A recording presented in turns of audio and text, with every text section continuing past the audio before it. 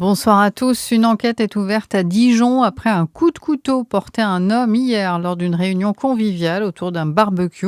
La victime est un homme de 30 ans, a été touché à l'abdomen et se trouve toujours dans un état critique. Plusieurs dizaines de personnes de la communauté mahoraise étaient réunies lorsque l'agression a eu lieu dans le quartier de la Fontaine-Douche. L'agresseur présumé lui a été interpellé et placé en garde à vue.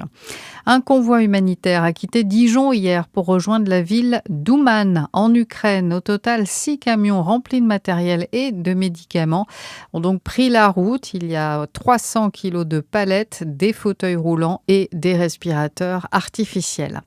Elle était venue présider la vente des vins de Beaune en 2018. Elle incarnait à elle seule le cinéma français. L'actrice Nathalie Baye est décédée à l'âge de 77 ans. Elle souffrait de la maladie accord de Lévy, qui est une maladie neurodégénérative, laquelle a déjà emporté d'autres célébrités comme Catherine Laborde ou encore l'acteur Robin Williams. À l'international, le Hezbollah nie toute implication dans la mort d'un casque bleu français au sud Liban aujourd'hui. Le sergent-chef Florian Montorio du 17e régiment du génie de parachutistes de Montauban est tombé lors d'une attaque contre les forces intérimaires de l'ONU. 3 autres soldats français ont été blessés.